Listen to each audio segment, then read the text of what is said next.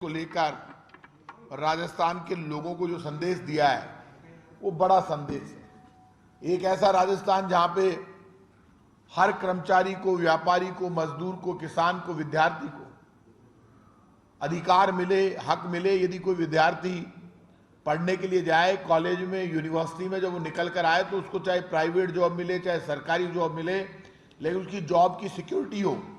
ऐसी सोच हमारे 2030 के राजस्थान में हो।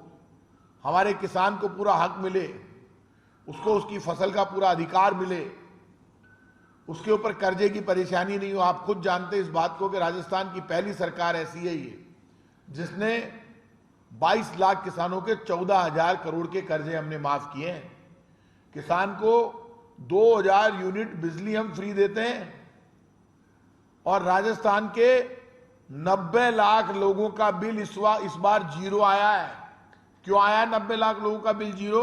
क्योंकि हमने 100 यूनिट तक बिजली फ्री कर दी। और वो 100 यूनिट तक बिजली फ्री, चाहे किसी के कितना भी बिल आ रहा हो, लेकिन उसका 100 यूनिट कम होके मिल रहा है बिजली का बिल। पहली बार 100 यूनिट बिजली फ्री की गई है। इसके साथ ही 200 यूनिट तक सारे चार्ज खत्म कर दिए हमने। जब राजस्थान का कोई भी बच्चा एग्जाम देने के लिए जाता है तो आप इस बात को जानते हैं, रोडवेज की बस में फ्री में बैठ कर जाता है। 1 करोड़ लोगों को बुजुर्ग, विकलांग, विधवा पेंशन दे रहे हैं। 1,000 रुपये मिनिमम गारंटी है, 1,000 रुपये तो मिलेंगे ही उसको। और ये बैठी है ममता जी, सैनिटरी पैड फ्री है महिलाओं के लिए। 1.5 करोड़ महिलाओं को सैनिटरी पैड फ्री में, क्योंकि पहले बीमारियां होती थी, फ्री ऑफ कॉस्ट राजस्थान की सरकार उपलब्ध करा रही है और वो डिपार्टमेंट इन्हीं का है। इसके अलावा महिलाओं को 50% किराया रोडवेज की बसों में फ्री है। सारे काम इस तरह। और ओपीएस हमने लागू कर दी कर्मचारियों के लिए।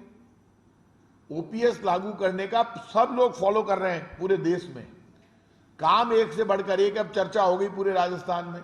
आप मुझे ये बता दो, राजस्थान की गहलोत सरकार के, केंद्र की बीजेपी की सरकार के काम की जब भी तुलना होगी, लोग हमारे काम की तारीफ करेंगे। और मैं तो लोगों से अपील करूंगा, मौका है कांग्रेस की सरकार को वापस लाने का, मजबूती देने का। हर आदमी का अधिकार है जो कांग्रेस को वोट देगा। मैं आज आपसे कह रहा हूं, कांग्रेस की सरकार के काम को सम्मान देगा। मैं गारंटी से कह रहा हूं, ऊपर वाला भी उसको आशीर्वाद देगा, क्योंकि लोगों की आंखों में चमक है। महंगाई के खिलाफ लड़ने के लिए महंगाई राहत शिविर लगाए गए। लोगों को हर जगह 500 रुपए में सिलेंडर मिल रहा है। और राजस्थान में जिस तरह की बात की जाती है पेट्रोल डीजल की महंगाई के लिए, राजस्थान की सरकार जिम्मेदार नहीं है, केंद्र की बीजेपी की सरकार जिम्मेदार है। जब मनमोहन सिंह जी प्रधानमंत्री थे तब क्रूड ऑयल के दाम $138 प्रति बैरल थे। आज क्रूड ऑयल के दाम $90 प्रति बैरल है। $50 का अंतर है। लेकिन मनमोहन सिंह जी की सरकार के समय जब $138 प्रति बैरल क्रूड ऑयल के दाम थे, तब 70 रुपए लीटर के नीचे पेट्रोल डीजल बेच रही थी कांग्रेस की मनमोहन सिंह सरकार। और आज इन्होंने उल्टा काम कर दिया। जब $90 प्रति बैरल हो गया है, सस्ता हो गया, तब 100 के पार पेट्रोल गया और डीजल 100 के नजदीक आ गया। लेकिन राजस्थान का वेट उतना ही है जितना वसुंधरा जी की सरकार के समय था, उतना ही आज कांग्रेस की सरकार के समय, गहलोत सरकार के समय। हमने वेट नहीं बढ़ाया राजस्थान का। ये जो माहौल बनाते हैं ना, पेट्रोल पंपों की हड़ताल करते हैं, भाई साहब, ये हमने नहीं बढ़ाया है। बॉर्डर स्टेट में राजस्थान का वेट शुरू से ही ज्यादा है। Additional excise duty, special excise duty केंद्र सरकार ने लगाई है, सेस केंद्र सरकार ने लगाया और राज्यों का हिस्सा खत्म कर दिया। क्योंकि एक्साइज, जो ओरिजिनल एक्साइज ड्यूटी, उसमें राज्यों को हिस्सा मिलता है। जो पैसे बढ़ाए additional excise duty, special excise duty और सेस के जरिए, उसमें राजस्थान को हिस्सा नहीं मिल रहा, वो केंद्र लेके जा रहा है पूरा। इसलिए मैं इतना कह सकता हूं, हमने हर वर्ग को डेवलपमेंट और वेलफेयर का हमारा मॉडल है, जहां हर चेहरे पर चमक हो, जहां सोच ऐसी हो कि हर आदमी को अधिकार मिले, जहां भ्रष्टाचार मुक्त राजस्थान हो। जब हमारा मिशन 2030 होगा तब अधिकतर काम ऑनलाइन हो जाएंगे। तैयारी ऐसी है कि हमारी सरकार रिपीट करती है, 156 का नारा हमारा सक्सेस होता है, तो हम ऑनलाइन सिस्टम पर जाएंगे। कोई भी आदमी पैसे नहीं ले सकता। करप्शन कैसे खत्म करे? अभी हमने 1064 का मॉडल लागू किया। कहीं करप्शन होता है तो 1064 पर फोन करो। पेपर लीक रोकने के लिए हमने एक्ट बनाया। सारे काम हमने किए। आज मैं इतना कह सकता हूं कि आप सब की जिम्मेदारी बनती है कि सब लोग राजस्थान की सरकार के कामों को सम्मान दें। Rajasthan logistical service delivery corporation का गठन होगा। मंत्रिमंडल का बड़ा निर्णय है। राज्य सरकार द्वारा प्लेसमेंट एजेंसियों के माध्यम से संविदा कार्मिक लेने की प्रथा समाप्त होगी। इस निर्णय से विभिन्न राजकीय विभागों और संस्थानों में कुशल अकुशल अभ्यर्थियों पंजीकरण चयन पारदर्शी तरीके से होगा। संविदा कार्मिकों को शोषण से मुक्त करते हुए उचित पारिश्रमिक उपलब्ध कराया जाएगा। विभिन्न विभागों में प्रशिक्षित कार्मिक उपलब्ध होंगे। प्रतापगढ़ दरियावद घटना की पीड़िता को मिलेगी सरकारी नौकरी। मंत्रिमंडल का संवेदनशील निर्णय, राजकीय विद्यालय में चतुश्रेणी कर्मचारी पद पर मिलेगी नियुक्ति। पूरा मंत्रिमंडल नहीं बल्कि राज्य सरकार इस घटना की निंदा करती है। विभिन्न समाजों की 80 से अधिक संस्थाओं को सामाजिक विकास के लिए भूमि का आवंटन किया गया। लगभग सभी समाजों को भूमि जिन लोगों ने मांगा है कि साहब महिला छात्रावास के लिए चाहिए, इंस्टीट्यूट के लिए चाहिए, उन सबको हमने जमीन उपलब्ध करा दी है। जिसने भी समाज ने मांगा, कोई भेदभाव नहीं। मान लो कोई समाज छूट गया है गलती से भी, वो अभी भी अप्लाई करेगा तो उन सब के लिए पॉलिसी बना दी और सबको समाजों को बांटी गई है इससे। और जो कहा गया मंत्रिमंडल में शैक्षणिक सामाजिक और आर्थिक विकास के लिए संस्थाओं को सामुदायिक परियोजना रियायती दरों पर भूमि आवंटन करने का निर्णय लिया है। सोलर प्रोजेक्ट के लिए जोधपुर और बीकानेर में भूमि आवंटित होगी। इससे बढ़ेगा प्रदेश में सोलर विद्युत उत्पादन की बढ़ोतरी होगी, रोजगार के अवसर बढ़ेंगे। Messrs NTPC renewable energy limited को जोधपुर की तहसील बाप के गांव भड़ला में 500 मेगावाट सोलर प्रोजेक्ट के लिए, बीकानेर के गांव कालासर पर जोगनाथ नगर में 370 मेगावाट सोलर प्रोजेक्ट की स्थापना के लिए सहस्त्र भूमि का आवंटन किया गया है।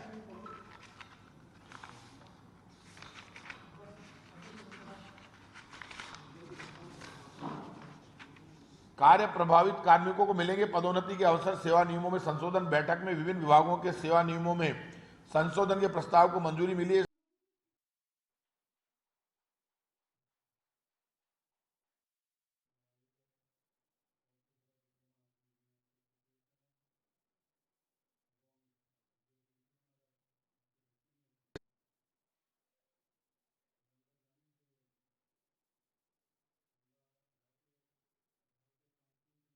सेवा सेवर्ग में वेतनमान बढ़ाया जाएगा। इन सेवाओं में हायर सुपर स्केल पदों के वर्तमान पे लेवल L23 को बढ़ाकर L24 किया जाएगा। इसके लिए नियमों में संशोधन के प्रस्ताव का अनुमोदन हुआ है। चर्म शिल्प कला विकास बोर्ड का होगा गठन। मंत्रिमंडल के निर्णय से राज्य में चर्म व्यवसाय से संबंधित व्यक्तियों की आय एवं उनके जीवन स्तर में वृद्धि होगी। रोजगार के अवसर भी सृजित होंगे। ये कुशल चर्म हैंडीक्राफ्ट कामगारों उद्यमियों के आर्थिक उत्थान के लिए कार्य करेगा। राजस्थान इंटरनेशनल सेंटर जयपुर और मारवाड़ इंटरनेशनल सेंटर जोधपुर के प्रबंधन के लिए संस्थाओं का गठन होगा। इन्हें नई दिल्ली के इंडिया इंटरनेशनल सेंटर की तर्ज पर संचालित किया जाएगा। मंत्रिमंडल ने दोनों सेंटर्स के प्रबंधन के लिए स्वायत्तशासी संस्थान सोसाइटी एक्ट के तहत जयपुर कन्वेंशन सेंटर तथा जोधपुर कन्वेंशन सेंटर प्रबंधन संस्थाएं बनाए जाने के प्रस्ताव को मंजूरी दी है। गांधी अध्ययन केंद्र सोसाइटी के प्रारूप का अनुमोदन हुआ। इससे संस्थान का सोसाइटी एक्ट में पंजीकरण कर नवीन संस्थान की स्थापना की जाएगी। यह केंद्र टोंक रोड स्थित सेंट्रल पार्क कनक भवन में संचालित हो रहा है। जन भावना का सम्मान, महाविद्यालयों और विद्यालयों का बदला नाम। जयपुर के राजकीय महाविद्यालयों का नया नामकरण निर्णय लिया गया है। राजकीय महाविद्यालय कंवरनगर ब्रह्मपुरी जयपुर का नाम श्री राधा गोविंद राजकीय महाविद्यालय कंवरनगर ब्रह्मपुरी जयपुर रखा गया। राजकीय कन्या महाविद्यालय गंगापुर जयपुर का नाम APJ अब्दुल कलाम राजकीय कन्या महाविद्यालय गंगापुर रखा गया। राजकीय कन्या महाविद्यालय गणगौरी बाजार जयपुर का नामकरण मां सबरी राजकीय कन्या महाविद्यालय गणगौरी बाजार जयपुर। राजकीय महाविद्यालय जयसिंहपुरा खोर जयपुर का नामकरण ज्योतिबा फुले राजकीय महाविद्यालय जयसिंहपुरा खोर जयपुर करने का निर्णय लिया गया। राव गोगा देवजी और शहीद रूपाजी करपाजी के नाम पर महाविद्यालय। राजकीय कन्या महाविद्यालय सेखाला जिला जोधपुर ग्रामीण का नामकरण राव गोगा देवजी राजकीय कन्या महाविद्यालय सेखाला जिला जोधपुर ग्रामीण करने का निर्णय। राजकीय महाविद्यालय बेगू जिला चित्तौड़गढ़ का नामकरण शहीद रूपाजी कृपाजी राजकीय महाविद्यालय बेगू जिला चित्तौड़गढ़ करने का निर्णय लिया गया। राजकीय जनजाति आवासीय विद्यालय भेड़ोली का नामकरण स्वामी श्री जय शिवानंद महाराज राजकीय जनजाति आवासीय विद्यालय भेड़ोली किए जाने का निर्णय। मंत्रिमंडल ने राजकीय बालिका उच्च माध्यमिक विद्यालय बगरू का नामकरण श्रीमती इंदिरा मायाराम राजकीय बालिका उच्च विद्यालय बगरू और राजकीय उच्च माध्यमिक विद्यालय रेवाड़ा तहसील शिवगंज सिरोही का नामकरण श्री शार्दुल सिंह जी दाता राजकीय उच्च माध्यमिक विद्यालय रेवाड़ा करने का निर्णय लिया है। मंत्री महत्वपूर्ण निर्णय भी मंत्रिमंडल की बैठक में लिए गए, जिनमें राजस्थान वक्फ नियमों के प्रारूप का अनुमोदन किया गया। केंद्रीय वक्फ अधिनियम 1995 की धारा 109 के तहत वक्फ के संचालन हेतु राजस्थान वक्फ नियम 2023 के प्रारूप व अधिसूचना जारी करने का अनुमोदन आज कैबिनेट की मंत्रिमंडल में लिया गया। इन नियमों के लागू होने से वक्फ कार्य अधिक सुगमता, स्पष्टता एवं पारदर्शिता से होंगे। Global institute of integrative health care education एवं रिसर्च की होगी स्थापना। भूमि आवंटन के प्रकरण में शिथिलता दी गई। मंत्रिमंडल ने चैरिटेबल ट्रस्ट व लीवर केयर फाउंडेशन को अलवर की नीमराना तहसील के गांव भटाना में स्थापना के लिए भूमि आवंटन का निर्णय करने का फैसला लिया है। इससे रियायती दरों पर चिकित्सा सुविधाएं मिलेगी, रोजगार के अवसर भी सुगम होंगे। राजस्थान अभियोजन अधीनस्थ सेवा संशोधन नियम 2023 का अनुमोदन। इससे अभियोजन अधीनस्थ सेवा में भर्ती के लिए ऊपरी आयु सीमा में छूट का लाभ मिलेगा। साथ ही मुख्य परीक्षा में न्यूनतम अंकों के प्रावधान में एससी और एसटी के अभ्यर्थियों के लिए 5% की छूट दी गई है। राजस्थान तकनीकी प्रशिक्षण अधीनस्थ सेवा नियम 1975 में भी संशोधन को मंजूरी मिली है। इससे अभियांत्रिक की नवीन शाखाओं के योग्यताधारी अभ्यर्थी जिनका उपाचार्य या अधीक्षक के पद पर सीधी भर्ती से चयन हुआ है और विभाग में कार्यरत है, उनकी उच्चतर पदों पर पदोन्नति हो पाएगी। राजस्थान शिक्षा राज्य एवं अधीनस्थ सेवा संशोधन नियम 2023 का अनुमोदन। इस निर्णय से राजस्थान में वर्तमान शैक्षिक परिदृश्य में उन्नयन होगा। पदों को भरे जाने की प्रक्रिया में सुगमता आएगी। पदोन्नति की कठिनाइयां समाप्त होगी व अधिक अवसर उपलब्ध होंगे। साथ ही सीधी भर्ती के लिए वर्तमान आवश्यकताओं के अनुसार नवीन योग्यताओं को समावेश भी किया जाएगा।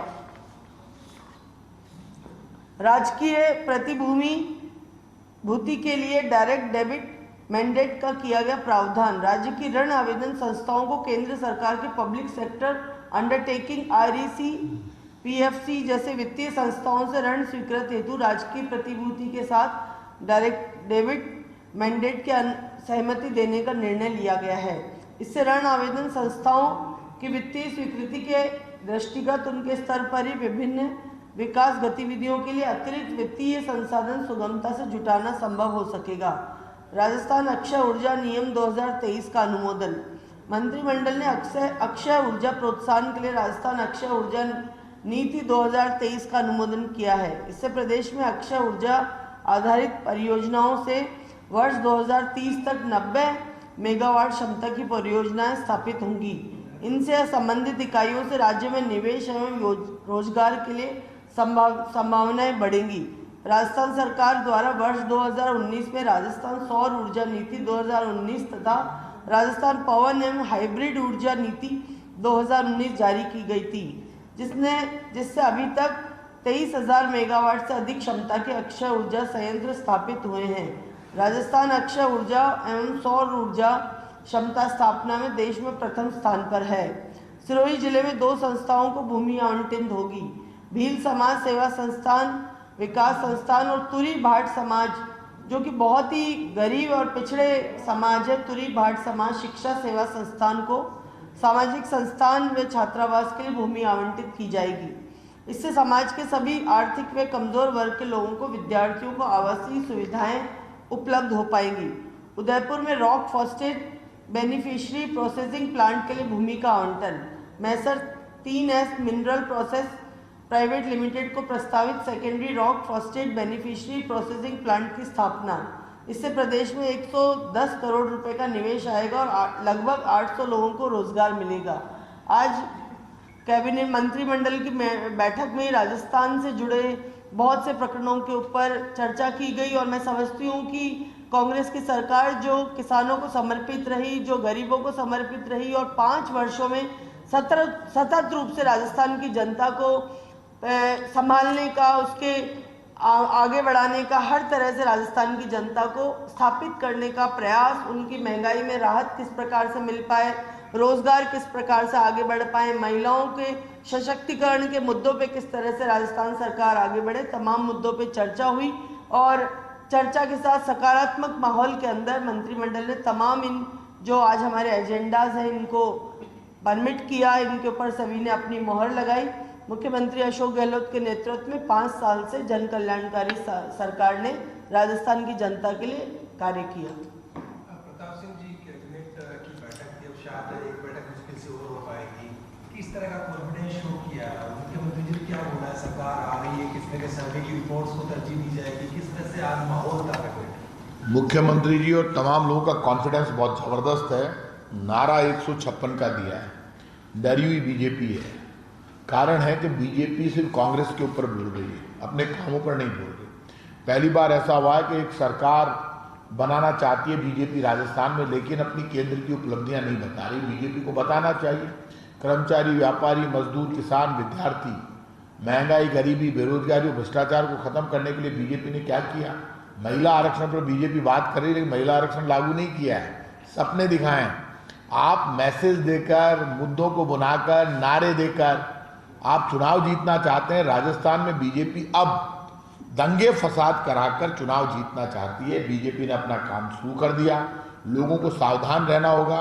बीजेपी जो मुद्दे नहीं उनको मुद्दे बनाना चाहती है। अब बीजेपी के लोग वही अपने पुराने ढर्रे पर आ गए।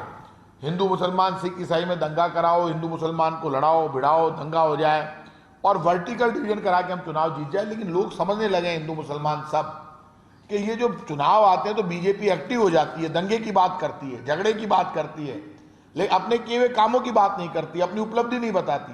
तो अब हमारा कॉन्फिडेंस, तो हम हमारे काम के आधार पर जाएंगे। 90 लाख लोगों का बिल जीरो आया है, बिजली का बिल।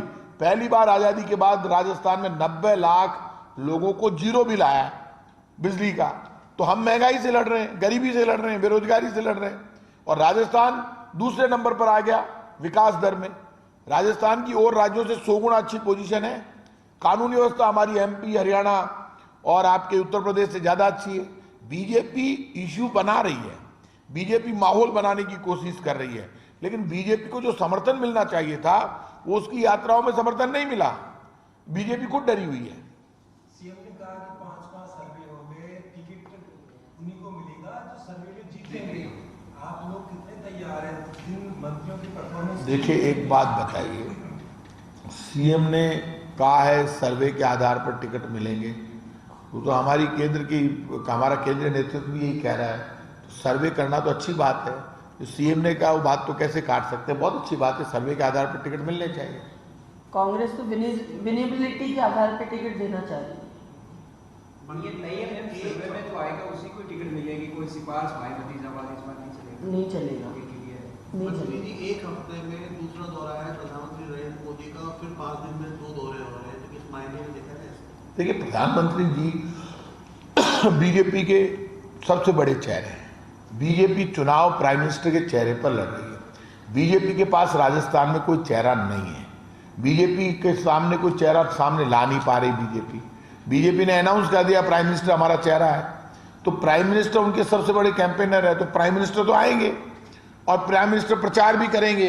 लेकिन इसके बावजूद जब काम की तुलना होगी तो हमारा काम राजस्थान की सरकार का 100 गुना अच्छा है केंद्र की भाजपा सरकार से। बीजेपी कितने भी दौरे कर ले, बीजेपी के केंद्र के नेता, लेकिन बार बार बीजेपी के केंद्र के नेता जो आ रहे हैं यहाँ पर, उससे एक बात स्पष्ट हो गई कि बीजेपी का कॉन्फिडेंस लूज हो रहा है। बीजेपी जानती है वो अपोजिशन में, लेकिन अपोजिशन में रहते हुए जितना समर्थन हमेशा अपोजिशन पार्टी को मिलता है, उतना समर्थन बीजेपी को मिल नहीं रहा है। और लोग का सर के बोल रहा है वो टिकट बांटने के लिए तैयार हो रहे हैं। बांटा तो नहीं ना। और सबसे बड़े नेता को ही बार बार चक्कर काटना पड़ रहा है, तो यहाँ के स्थानीय नेता तो गौण हो चुके हैं एक तरह से, तब उनको आना पड़ रहा है बार बार यहाँ के लोगों को एकजुटता करने के लिए। प्रधानमंत्री के दौरे का मायना होता है, और प्रधानमंत्री का दौरा, उनकी रैलियां जब होती हैं, जब चुनाव चरम सीमा पे चल रहा हो, तब प्रधानमंत्री आके अपनी रैली करते हैं और अपनी पार्टी के फेवर में वोट मांगने का प्रयास करते हैं। लेकिन आज तो आचार संहिता ही नहीं लगी, टिकटों की चर्चा चल रही। उससे पहले प्रधानमंत्री 7-7, 6-6, 7-7, 8-8 दौरे कर चुके 6 महीने में। तो आप ये मानिए कि जो उनका सबसे बड़े शत्रु थे वो उतर गए मैदान में, और यहाँ के स्थानीय नेता गौण हो गए, क्योंकि उनके नाम पे भीड़ नहीं आ रही। स्थानीय नेताओं ने 5 साल में विपक्ष की भूमिका नहीं निभाई, इसलिए प्रधानमंत्री को आके फेस करना पड़ रहा है राजस्थान की जनता को कि मैं खड़ा हूँ, मेरी तरफ देखो। लेकिन यहाँ जो मुख्यमंत्री बनेंगे वो प्रधानमंत्री तो नहीं बन सकते। तो जिन नेताओं को यहाँ की जनता ही नेता नहीं मान रही है, यहाँ के कार्यकर्ता बीजेपी के उनको नेता नहीं मान रहे हैं, उनके आपस में इतनी फूट चल रही है कि प्रधानमंत्री को खुद को एक छत के नीचे सबको बिठाना पड़ रहा है। कभी किसी को भाषण दिला रहे हैं, कभी किसी को नहीं दिला रहे, महिलाओं की बात कर रहे हैं, वसुंधरा जी का भाषण ही नहीं हो रहा और उसी बैठक में महिलाओं से स्वागत कराया जा रहा है कि आज का मंच पूरा महिलाएं संचालित करेंगी। तो ये दोहरी नीति जो बीजेपी की है ये सबके सामने है और प्रधानमंत्री को आके यहाँ पर मीटिंग बार बार करने का मतलब ही है कि स्थानीय नेता जीरो हो चुके हैं।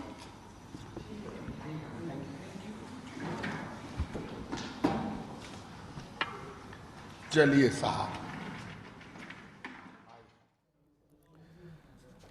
तो गहलोत कैबिनेट की बैठक खत्म और उसके बाद मंत्री ममता भूपेश और मंत्री प्रताप सिंह खाचरियावास ने प्रेस कॉन्फ्रेंस की करीब 2 दर्जन एजेंडों पर मोहर लग गई है। कई सामाजिक संस्थाओं को जमीन आवंटित की गई, स्कूल और कॉलेजों के नामकरण भी किए गए हैं।